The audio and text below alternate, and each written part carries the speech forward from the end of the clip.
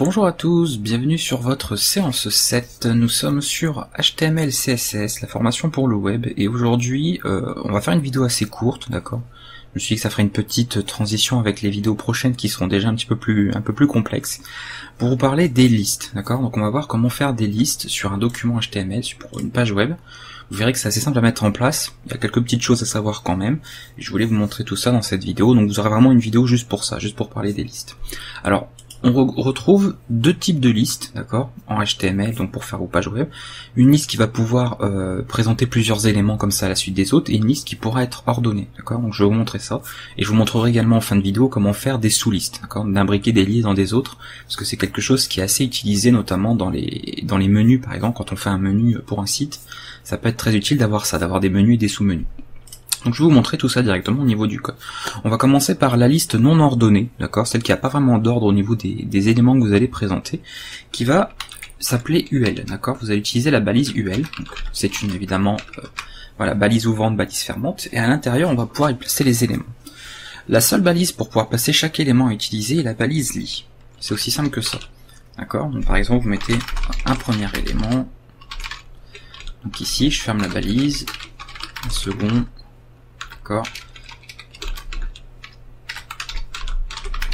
encore un autre, et ce genre de choses. Là je vais actualiser mon code, et vous voyez que ça m'affiche cette liste de cette façon, tout simplement. Donc ça met une espèce de, ça met des puces en fait au niveau de chaque élément, donc c'est ce qu'on appelle une liste à puces, tout simplement. Alors par la suite vous verrez qu'avec CSS, dans la mise en forme, vous pourrez les enlever, vous pourrez les changer, vous pourrez même appliquer vos propres puces, les faire vous-même, par exemple avec une petite image. C'est quelque chose qui est largement modifiable après avec le CSS. En tout cas on le fait en CSS, on le fait pas en HTML, puisqu'il faut que ça reste quelque chose de valide et qui soit propre. Donc ça c'est vraiment très simple à l'utilisation. Alors faut savoir aussi, petite option, je le dis parce qu'il faut savoir que ça existe, d'accord, que c'est pas faux. Quand vous êtes par exemple ici, vous avez un élément donc de liste qui précède tout de suite un autre élément de liste, ou alors que c'est le dernier, comme ici, donc en bref, quand ça fait partie d'une liste comme ici, les éléments ici sont facultatifs, c'est-à-dire vous pourriez très bien écrire les choses comme ça, d'accord, ça fonctionnerait aussi, ok. Donc pas de souci au niveau de la validation même des pages, on en parlera d'ailleurs, ça passerait. Après moi je vous recommande encore une fois, pour c'est vrai qu'il y a certains cas où vous avez vu comme par exemple la balise paragraphe où on peut également omettre la balise de fin. Moi je vous recommande de les mettre tout simplement parce que ce ne sont pas des balises orphelines, d'accord, et que si vous prenez l'habitude de ne mettre que l'ouverture, et bien dans certains moments où vous êtes obligé de fermer la balise de liste, vous allez oublier de le faire en pensant que c'est comme c'est la même règle qu'ici. Donc si vous êtes sûr si vous voulez être sûr de ne jamais vous tromper, d'accord, ou de pas vous mélanger les pinceaux dans les balises à fermer ou celles qui sont facultatives dans certaines situations, c'est pas dans toutes, le mieux pour être sûr que ça fonctionne tout le temps, c'est toujours fermer vos balises. Voilà. Au moins ici, je sais que ce code-là, que ça peut être comme ceci ou présenté autrement, ça sera toujours valide parce que les balises sont fermées. Que si je les ferme pas, dans certains cas ça marche, dans certains cas on doit pas le faire. Donc ça peut laisser, voilà, ça peut prêter à confusion. Donc vraiment, surtout si vous n'êtes pas trop familier avec le HTML pour le moment, ne vous amusez pas comme ça à laisser des balises non fermées, sauf si bien sûr c'est des balises orphelines, mais si ce sont des balises comme ici, fermez toujours ces balises pour être sûr, comme ça il n'y a pas de doute possible, vous êtes sûr de pas vous tromper. Voilà, donc ça c'est très simple, d'accord, niveau utilisation, vous avez vu, j'ai juste tout simplement présenté les éléments de cette manière, et je les mets à la suite des autres, ils n'ont pas d'ordre en particulier, puisque ce n'est pas voilà, une question d'ordre, ici, et on peut du coup gérer toutes ces choses-là de cette manière. Alors il y a certains attributs, et ça je m'adresse surtout à ceux qui ont déjà fait du HTML, des attributs pour la liste, d'accord, qui peuvent être par exemple compact, d'accord, donc il y avait un attribut compact, d'accord, qui pouvait prendre un certain nombre d'éléments, et il y avait un attribut également pour le type, notamment qui permettait de changer ici le type des puces. Ces attributs bien évidemment sont obsolètes, d'accord, en HTML5 et supérieur. Comme je vous l'ai dit, si vous voulez modifier la mise en forme maintenant d'une liste, il faudra le faire avec CSS et on verra tout ça plus tard. Donc n'utilisez pas ces attributs compact et type, ils sont obsolètes, d'accord, ils ne sont plus valides et ne doivent plus être utilisés depuis HTML5. Donc ça c'est vraiment important à savoir. Voilà pour la balise qui n'a pas d'ordre, d'accord, donc la balise UL tout simplement. Si vous voulez une balise ordonnée, d'accord, il suffit tout simplement de remplacer UL par OL, d'accord. Donc c'est vraiment très simple au niveau de la modification, à la rigueur je fais juste ça, juste ce remplacement là, et hop, directement ça modifie. Vous voyez qu'à l'affichage ça me met des numéros qui se suivent, ce qui est logique puisqu'on est censé avoir un ordre, d'accord. Donc ça peut être par exemple une étape de recette de cuisine, d'accord. Donc ça ce serait la première étape, alors je vais changer un peu les termes ici, pour voir quand même qu'on a une petite différence. Deuxième étape, donc c'est-à-dire qu'il faut vraiment les suivre dans l'ordre, d'accord. Ici, il y a vraiment un ordre à respecter au niveau de la liste. Voilà. Quand vous voulez détailler des choses qui doivent être suivies une à une, vous allez plutôt utiliser une liste ordonnée comme celle-ci. Et cette liste a quelques particularités qu'on va pouvoir utiliser, quelques petites propriétés, ou notamment quelques petits attributs. Le premier, qui est à savoir, c'est l'attribut reversed. C'est-à-dire si je mets ici reversed, comme ceci, d'accord, donc vous voyez je mets OL, je mets juste le mot, c'est pas un attribut qui prend une valeur, vous mettez juste le nom de l'attribut à l'intérieur, j'actualise et regardez, il m'a inversé les numéros, d'accord. Donc attention, ça inverse pas les éléments, c'est juste si vous voulez détailler par exemple des choses dans le désordre, d'accord. Donc à ce moment-là, il faudrait que j'inverse un petit peu ici les choses, donc je fasse ceci, d'accord, donc là je pense que je vous apprends rien, là, voilà. C'est vraiment pour que la numérotation de la liste ordonnée se fasse de manière décroissante, ok. Donc ça c'est juste la numérotation qui va être décroissante, pas les éléments.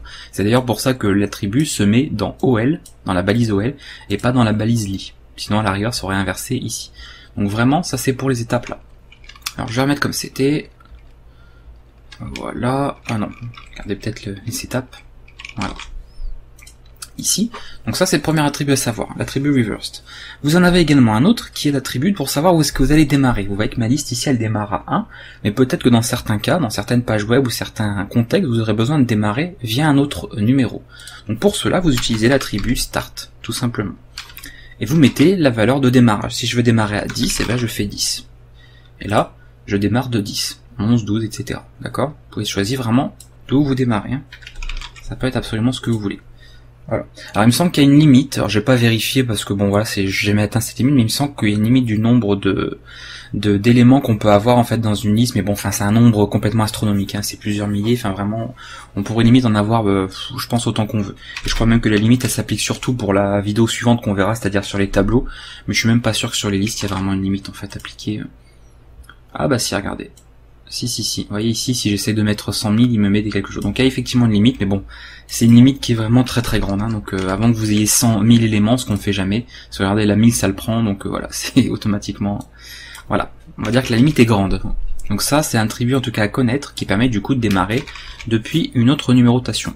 Et justement, si vous voulez changer la numérotation, vous en avez également d'autres, d'accord. C'est-à-dire que là, vous avez vu que la numérotation, c'est tout simplement en chiffres, d'accord, numérique comme on connaît, 1, 2, 3, etc. Et vous pouvez commencer également par autre chose. Alors si je mets, pour ça je vais utiliser l'attribut type cette fois-ci, donc là il y a effectivement un attribut type dans ce genre de cas qui est utile, donc pas pour la balise UL mais pour la balise OL, il est effectivement valide, vous pouvez l'utiliser, et vous pouvez mettre tout simplement juste un A minuscule. Si vous faites ça, voilà comment se fera la numérotation, avec des lettres en minuscule, d'accord, alphabétiquement rangées, donc de A à Z, ce genre de choses. Si vous mettez en majuscule, pas de surprise, ça va être la même chose mais en majuscule, ok. Si vous mettez, alors rien du tout, bon de toute façon quand c'est par défaut c'est des nombres décimaux, donc ça y a pas de surprise, ok. Je pense que là-dessus y a pas de souci. Ça reviendrait à mettre ça, si vous mettez 1, d'accord. Ok, comme ou alors si vous mettez start égale 1, ce serait exactement pareil en fait. Donc après si vous voulez utiliser ça, vous mettez rien du tout, vous embêtez pas à la rigueur. Vous mettez rien du tout, ça commencera de toute manière de 1. Et si vous voulez utiliser des chiffres romains, parce qu'on peut le faire, et bien vous pouvez le faire aussi. Vous mettez la lettre I, et ça démarrera avec des chiffres romains voyez en minuscules. Et si vous mettez bien sûr en majuscule, et bien ça se fera aussi, d'accord. Donc je peux vous en montrer un autre, hein. Qu'on voit le IV, voilà. Donc ça met bien les chiffres romains dans l'ordre. Donc là vous pouvez en faire pas mal aussi. Donc ça peut être utile quand on écrit des articles, on veut faire des chapitres. Dans des livres par exemple, c'est très utilisé aussi ce type de numérotation. Donc vous pouvez le faire avec tout simplement l'attribut type et en mettant la valeur I majuscule. Dans, encore une fois, une balise ordonnée. Ok, ne faites pas ça dans un UL, c'est vraiment dans un OL, dans une balise ordonnée, dans une liste ordonnée. Voilà, donc ça c'est les deux petites choses que je voulais vous montrer. Donc c'est pas très long, hein, d'accord, comme je l'avais dit, c'est vraiment, il y a vraiment pas grand chose à voir dans cette vidéo au niveau des listes, même si j'ai réservé une vidéo juste pour ça. Alors faut savoir qu'en général, l'attribut li, d'accord, comme on le voit ici, vous voyez qu'on peut l'utiliser dans la balise OL, dans la balise UL, et on pourra également, mais ça on le verra plus tard, l'utiliser dans la balise menu. On en parlera, c'est une des balises qui permet de faire de structurer un petit peu nos pages web. Donc on en parlera un peu plus tard dans la formation. Donc on reviendra bien évidemment sur les listes, hein. De toute façon on apprendra à l'utiliser, on apprendra à faire un menu d'un site avec, puisque ça sert aussi à ça, pas seulement pour lister des éléments. Donc tout ça bien évidemment on reviendra dessus tout au long de cette formation, dans les tutos, dans les exercices, etc. etc. Voilà, donc là j'ai fait le tour de ce que je voulais vous montrer à ce niveau-là, et je vais terminer du coup cette vidéo, ce que je vous l'avais dit, avec des sous-listes, d'accord. Comment faire des sous-listes, parce que je sais que c'est quelque chose que beaucoup de gens veulent réaliser, et qui est pas forcément simple au départ. Donc imaginons par exemple si je fais un élément, d'accord. Alors on va mettre un élément, je l'avais déjà fait, on va mettre un deuxième, On va reprendre la liste de départ. Et un dernier élément. Voilà. Là j'ai une liste normale, d'accord? Une liste normale, non ordonnée, avec plusieurs éléments qui sont présentés. Si je veux faire une sous-liste, admettons pour celui-là, pour deuxième élément, je veux lui mettre des sous-éléments. Et bien vous allez déporter ici la fermeture. C'est-à-dire que là, on peut imaginer en fait qu'ici vous avez la fermeture. Donc si vous voulez au niveau formatage, enfin au niveau présentation dans votre code pour que ce soit plus clair pour vous, vous le mettez à la ligne. Moi c'est comme ça que je fais, après vous faites comme vous voulez. Le plus important c'est de bien suivre l'ordre des balises. Donc vous avez la balise ici, et avant de fermer ici l'élément, d'accord, vous allez insérer une autre liste à l'intérieur. Donc vous allez refaire à nouveau UL, d'accord, comme ceci. Donc vous pouvez utiliser les tabulations pour que ce soit plus lisible au niveau du code, enfin au niveau de la présentation. Et lit, d'accord, un sous-élément. Vous pouvez mettre une balise OL, hein, d'accord, bien évidemment. D'ailleurs je vais le faire, regardez, hop, on va mettre une balise OL dans une balise UL. Je vais montrer que c'est tout à fait possible. Étape 1, étape 2, étape 3. On va remettre étape 4 même, qu'à faire, histoire de pas avoir le même nombre. Voilà. Donc voilà comment ça se présente. Ici, voyons, je suis dans UL, j'ai un élément lit tout seul. Là j'en ai un, mais au lieu de fermer tout de suite la balise, je mets une autre liste à l'intérieur, et seulement après je ferme cet élément-là. Et ensuite le dernier. D'accord? Donc c'est simple à faire, c'est vraiment très très simple. Et là vous voyez qu'on a bien un sous-élément. Alors c'est un peu bizarre parce que j'avais mis ça. Donc ce qu'on peut faire éventuellement, c'est mettre... Ah, voilà. Ok, donc vous pouvez comme ça faire des sous-listes, donc imbriquer des listes dans d'autres listes, et on pourrait encore le faire, hein. Ça a vraiment pas beaucoup de limites en tout cas, enfin il y en aura certainement une, mais avec vraiment des sous-listes de sous-listes de sous-listes, mais si je voulais, je pourrais très bien refaire la même chose ici. Voilà, donc là, on peut vraiment avoir beaucoup de choses. Mais vous voyez que grâce aux tabulations, ça permet de rendre les choses bien lisibles, ok. Voilà, et ça change à chaque fois le type, là ça met des petits carrés, là ça mettait des cercles, des disques, etc. Donc ça c'est des choses bien évidemment à modifier en CSS et qu'on verra plus tard. Mais vous pouvez du coup imbriquer sans problème vos listes dans des listes, il n'y a pas de souci. Donc évitez d'en imbriquer trop, d'accord, ne faites pas non plus, là je veux dire c'est le maximum je pense où on peut aller. Après ça commence à devenir compliqué, surtout si c'est pour un menu, pour un site. Si vous faites trop de sous-menus, vous allez perdre vos internautes, donc évitez d'en faire trop. Mais il faut savoir que c'est possible, que ça fonctionne, et que c'est simple à mettre en place, d'accord. C'est vraiment pas compliqué au niveau des balises à utiliser. Vous mettez une balise dans une autre en fait, avant de fermer l'élément, c'est aussi simple que ça. Voilà, donc c'est ça que je voulais vous montrer, j'espère que ça vous a plu, vous avez appris pas mal de petites choses. Pour la prochaine séance, on verra les tableaux, donc il y aura un petit peu plus de balises à voir, parce que je vais forcément tout vous montrer dans la vidéo, donc il y aura pas mal d'éléments, peut-être des choses qui vous serviront, d'autres moins, mais on verra de toute façon tout ça la prochaine fois. Je vous dis à bientôt, n'hésitez pas à utiliser un petit peu ces listes-là, à voir comment vraiment elles fonctionnent dans le détail, et on se retrouve la prochaine fois. À bientôt tout le monde.